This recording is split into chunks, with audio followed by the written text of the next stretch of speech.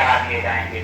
उसी के बाद इसी क्रम में मैं आगे बुलाना चाहूंगा अपने मुख्यालय शाखा के उपाध्यक्ष संतोष तिवारी जी को। आए मंच के माध्यम से अपनी बातों को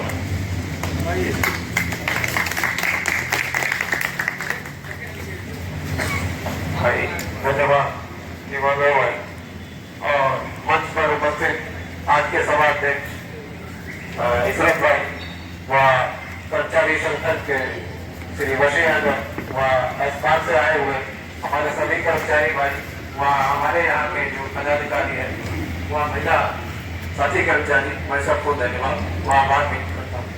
बात यहाँ से शुरू होती है कि ये हमें संगठन या आम सभा शुरू करने की जरूरत कहाँ पड़ी।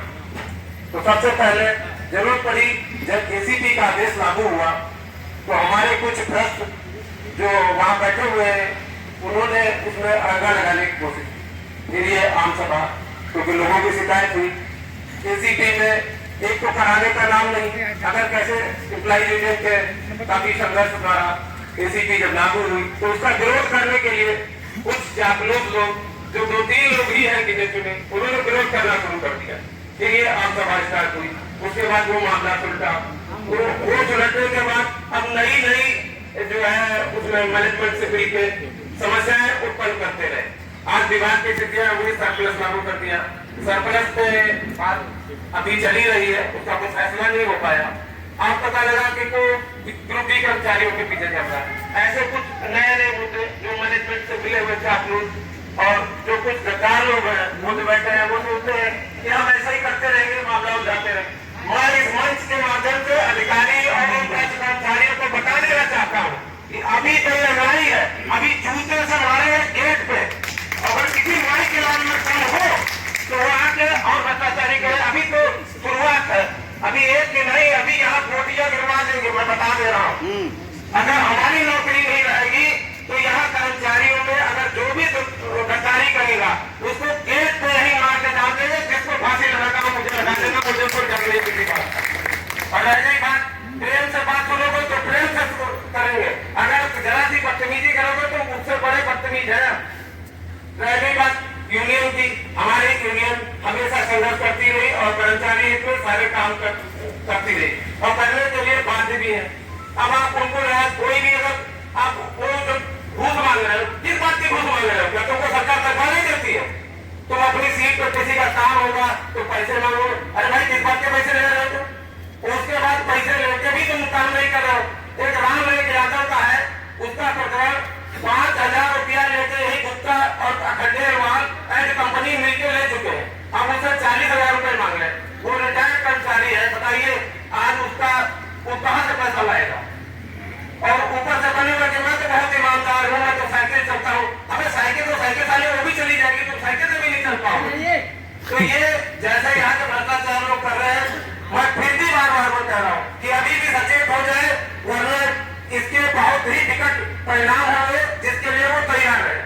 चाहे वो खंडेलवाल हो, चाहे जो भी हो, चाहे जो एवरीथिंग, मुझसे उससे कोई लेना देना नहीं। भले उसमें कोई अधिकारी ना हो तो वो भी अपनी बचत सोच रहे कि कहाँ से होगी। बाकी इन्हीं शब्दों के साथ मैं सबको धन्यवाद देता हूँ। बाकी सब आप लोगों को बताइए क्या होगा। धन्यवाद तिवारी। जीवन यापन करना भी सही तरीके से नहीं कर पाते हैं। इसी क्रम जो इस तरह की प्रवृत्ति के होते हैं कि जो कि सार्थक नहीं बल्कि निरर्थक और बल्कि कल्याण के बजाय रुकावटें पैदा करने का काम करते हैं, हमें हमेशा उनका विरोध करना चाहिए और आपकी यूनियन इसका विरोध सशक्त रूप से करती है। और इसी प्रकार से अभी आपने देखा है कि हमें और आपको तो कुछ भी मगर जो भी कार्रवाई होती है, चाहे अभी आपका जो मामला हुआ, जितने भी मामले हुए आपने देखा उसमें ये आपकी यूनियन के जो शीर्ष पदाधिकारी उनके खिलाफ तरह तरह की बातें फैलाई जाती हैं, भ्रामक बातें फैलाई जाती हैं जो कि जिनपे सत्यता जरा से भी नहीं होती है। तो हम सबको बहुत सजग रहना है, क्योंकि जो ये सब भ्रामक प्रचार कर रहे हैं वो सिर्फ ये नहीं जैसे पहले सोच रहे थे लोग कि हमारा मामला नहीं है, ये मालूम नहीं है कि वो जिनको सरप्लस किया गया उनका मामला हो गया। बात पढ़ते पढ़ते हो सकता है कि ग्रुप बी के कर्मचारियों को भी कैंपेन लेने की कोशिश की जाती है, कभी कुछ होता है।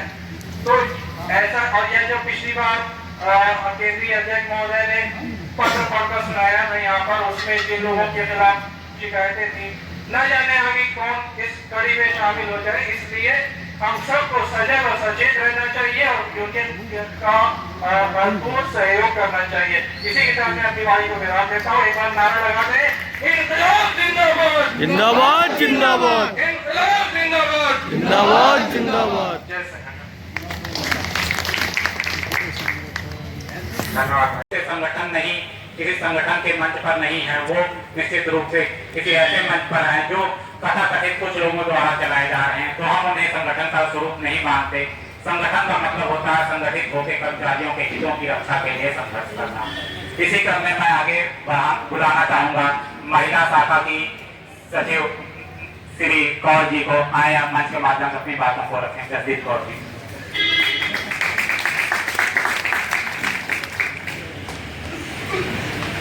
यहाँ पर आए सभी लोगों को मेरा नमस्कार। मैं अपनी बात को फिर से वहीं से चालू करूँगी, क्योंकि मैंने अभी थोड़ी पहले बताया था कि सेतु निगम के पास कोई काम और अभी तक सिर्फ 2 काम आए हैं। तो और लेकिन अभी जो नए एमपी साहब आए हैं उनके आने से थोड़ी सी आशाएं हैं कि हम लोग के पास काम आए हैं, लेकिन अभी स्थिति इतनी अच्छी नहीं है और हमारे बीच के ही कुछ लोग हैं जो स्थितियों को थोड़ा सा खराब कर रहे हैं। तो मैं ये चाहूँगी कि हम लोग सब लोग एक साथ कंधे से कंधा मिला के चलें, ना कि हम लोग अपने विरोधियों से मिले जाते हैं।